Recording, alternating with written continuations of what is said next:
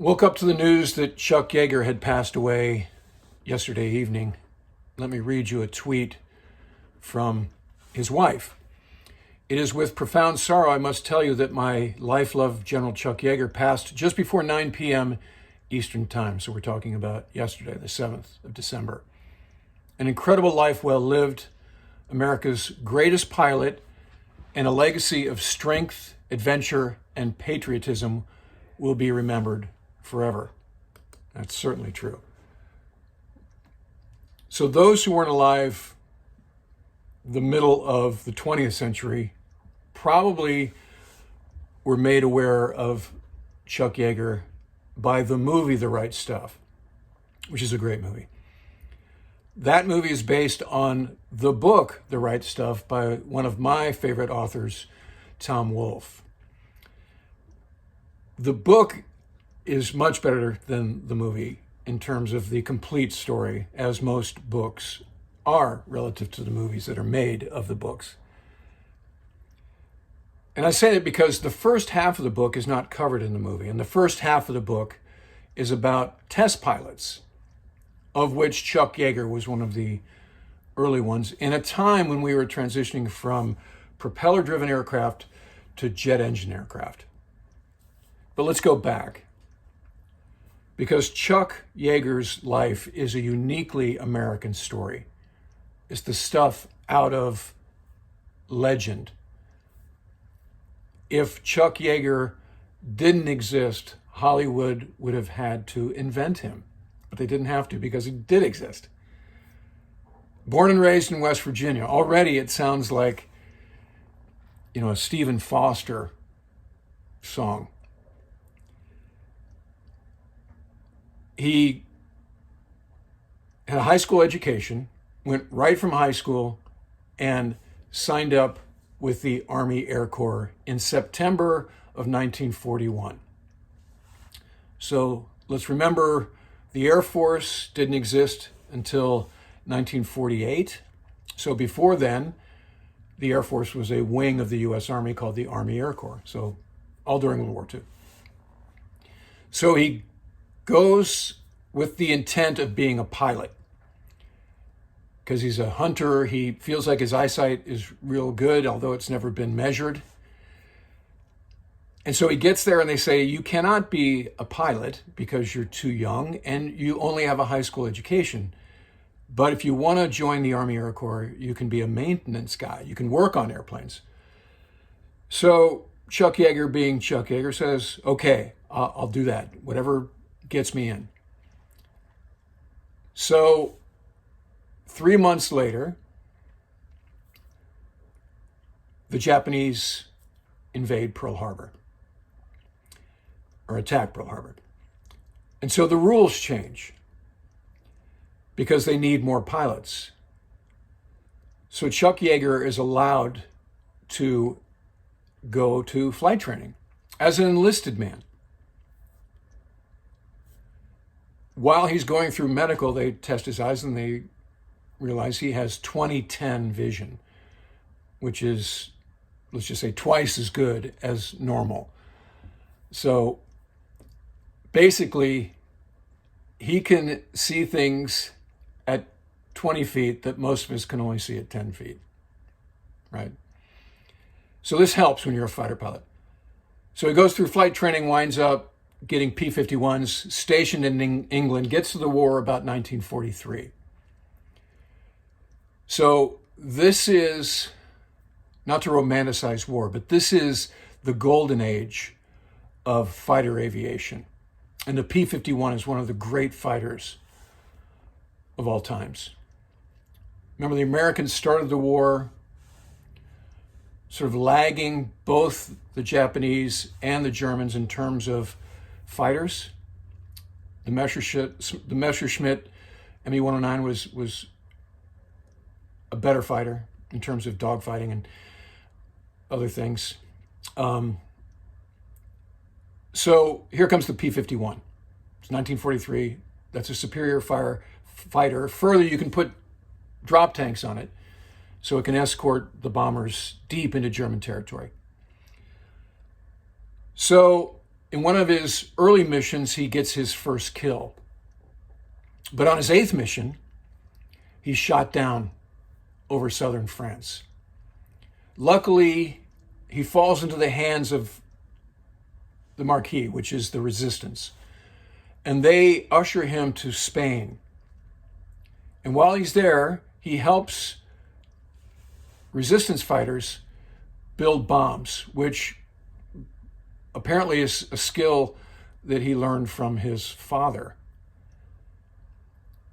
A couple months later, the resistance managed to get him back into American hands, and he's returned to his base in England.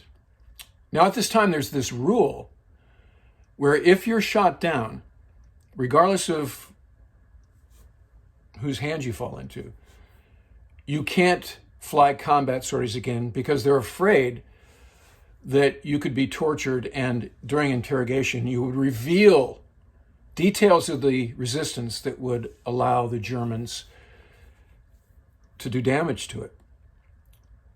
So, in an example that's uniquely Chuck Yeager, as a enlisted guy, he finds his way to no less than General Eisenhower and has a personal audience where he petitions him about the logic of this policy. And he posits that because he was captured in a remote location of southern France and northern Spain, those were details that the Germans would never care about if he was flying escort missions over northern Europe.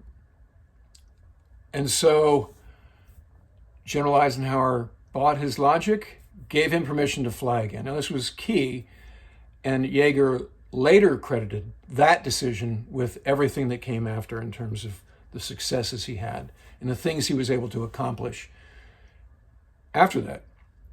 So in October of 1944, now remember, he only had 1 kill to this point. You need 5 kills to be an ace. So on a mission in October 1944, in fact, the exact date is October 12th, 1944, he's credited with 5 kills. 2 of the airplanes, he didn't even fire a shot, and the pilots wound up bailing out just because he rolled in behind them, which is pretty good. But he got, at the end of that mission, he had exceeded 5, and his total was 6, so he's an ace. And he's one of the legendary ace in a day aviators that were created during World War II. So at the end of the war, he gets a field commission. Up to that point, he'd been an enlisted guy, remember. In these days, aviators are not enlisted.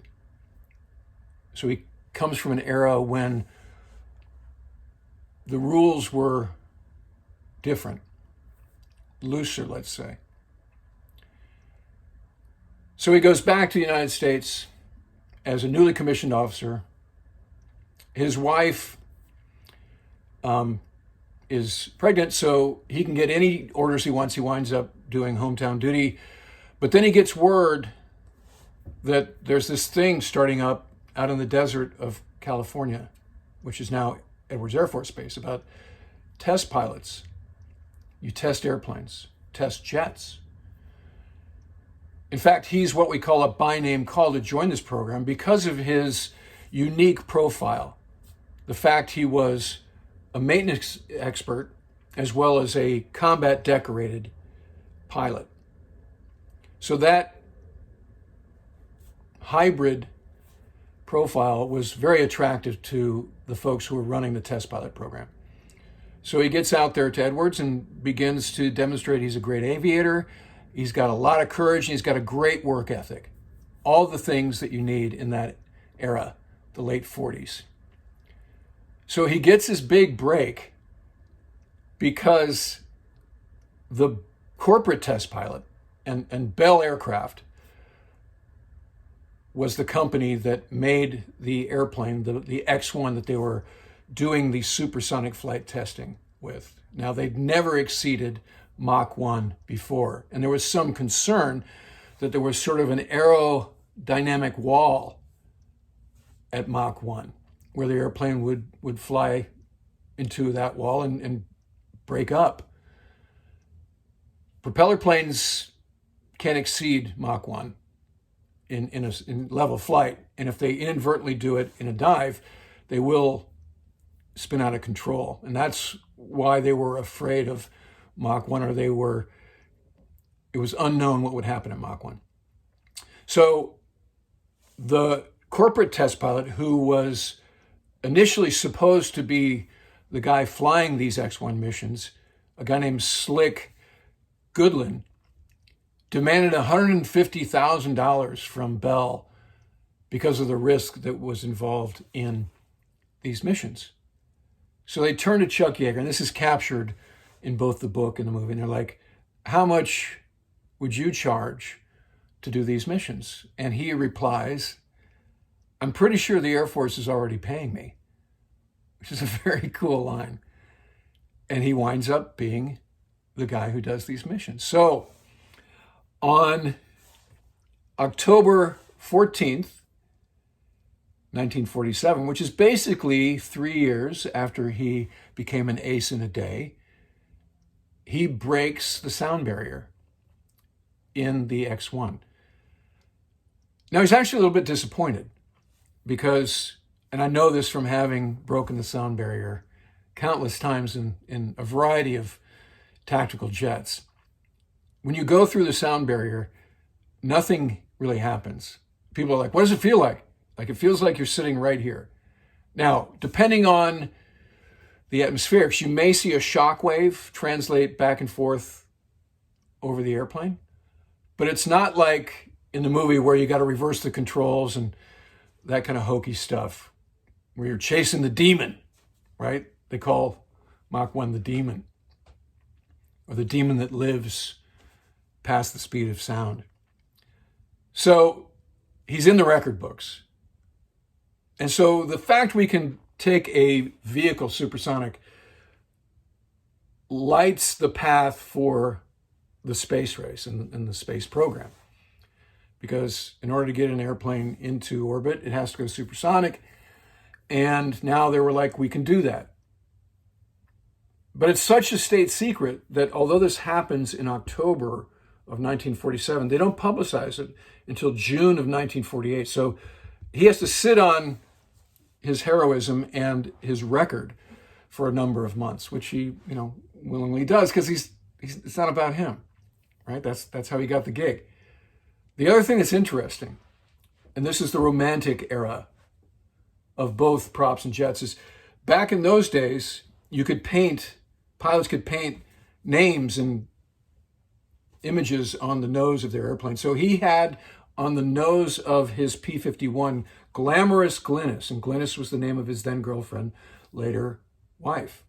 And on the nose of the X-1 was also painted Glamorous Glynis. So there's some sort of line there that's romantic and poetic. So he goes on. Oh, the other thing about that day, and this is also documented in the movie and the book. So a few days before that mission, he was riding a horse, galloping through the brush of the California desert, and he fell off. Wound up going to not the flight surgeon, because he was afraid he'd be grounded if he went to the flight surgeon. He went to whatever the doc in the box was back in those days. And the guy kind of taped him up and he goes, I think you broke some ribs. And he's like, okay, don't tell anybody. Here's your money. I'm out. So he told his wife, and he told another test pilot, Ridley, that he'd broken his ribs and he therefore was going to need some help getting into the X-1. So Ridley was also sworn to secrecy, because if either of them had been discovered, they probably would have been thrown out of the test program, maybe even thrown out of the Air Force. Certainly, their careers would have been shortened.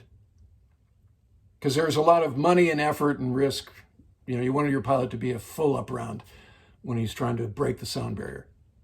So Yeager, ribs taped. He and Ridley fashioned this broom handle because although Ridley could help him get in the airplane, he couldn't lock the hatch. You had to do that from in there. And so because one arm was mangled, he had to take that broom handle and manipulate the hatch with the other arm. So he did it.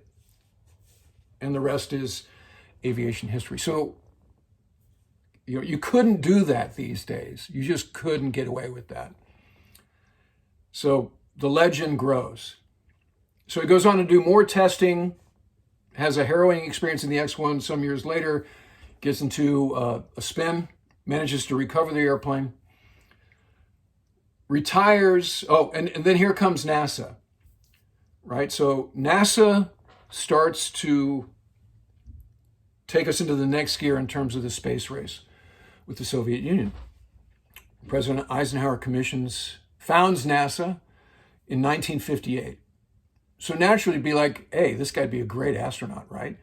Except with NASA came bureaucracy, right? Now it can't be so cowboyish. You can't just show up with a lot of courage and 2010 vision and climb into the Mercury space capsule and be launched into space. You need pedigree. You need vita. You need things on your wall, right? You got to be a college grad. You have to be a graduate of a accredited test pilot school, which there are really only 3 in the world. Empire, which is a British test pilot school, Air Force test pilot school at Edwards, Navy test pilot school at Patuxent River. So Chuck Yeager didn't have any of those quals in spite of all of his accomplishments. So he was ineligible to be an astronaut. So the headlines kind of passed him by, and now you're talking about names like Shepard and Glenn. So Chuck Yeager never had that ticker tape parade that those guys had after their missions. And in the 60s, the spotlight was on the space program. But he was there in support in myriad ways. And if you read his autobiography, Yeager, which, like The Right Stuff, I recommend highly, you can see his attitudes towards that role. He's a team player. So he wound up retiring 50 years to the day in 1997 from the Air Force as a 1-star. And went on to some corporate roles, had that good name recognition that you could leverage in his post-Air Force life. He was a pitch man for the automotive parts division of General Motors, AC Delco. He was selling spark plugs. His commercials were really good, right? Because I think there are 2 guys in the 20th century that if they told you to buy something, you'd do it. One was Arnold Palmer. So if Arnie said Pennzoil is the way to go, works for me. And then if Chuck Yeager says, this is the spark plug for your car, that's all I need to know, right? I think maybe in the 21st century, Peyton Manning might rival that in terms of, celebrity that's pretty good at doing commercials. So Chuck Yeager was that guy because he has that square jaw, the sort of, you can trust me eyes, no nonsense look. I mean, look at any picture of him. Even candid pictures, he's just got that central casting look. So he does that in his retired life. He actually was an extra in the movie when they had that scene at Poncho's, which was the bar they used to hang out in. He's the bartender, which is kind of cool. And he looks at Sam Shepard, who's playing him, with kind of this, better do it right look. It's really cool. And then he actually had one last hop with the Air Force in 2012 in the backseat of an F-15, where again, he chased the demon one last time. He was 89 years old when he did that. It's amazing. You know, there's no 89-year-old guy these days that's going to jump in the back of a Super Hornet. You know, it's just those days are gone. Right? There's nobody like Chuck Yeager. So his passing gives us reason to think about that era. And as an aviator, I'm very indebted to Chuck Yeager in terms of his courage and in terms of his savvy and his stick-to-itness. Right? I mean, like I said, I'd go supersonic without another thought. Everything we did was based on the stuff we took for granted was based on the stuff that they did with great risk back in the late 40s and beyond. So, you know, we're talking in recent years about make America great again. And when somebody says that, you're like, well, what year are we talking about? You know, what does this mean, great again? You know, and so it's sort of, you could say it's a dog whistle. You could say it's this blend of Leave It to Beaver meets Ted Williams meets Audie Murphy. You know, it's imprecise. But if I had to put a year on when was America great, I would say 1947. That's the year that a country boy from West Virginia who honed his skills deer hunting and went on as an enlisted man to become a fighter ace, broke the speed of sound with 2 broken ribs for no financial compensation. That's who Chuck Yeager was. All right, that'll do it for this episode. Look forward to talking to you again soon.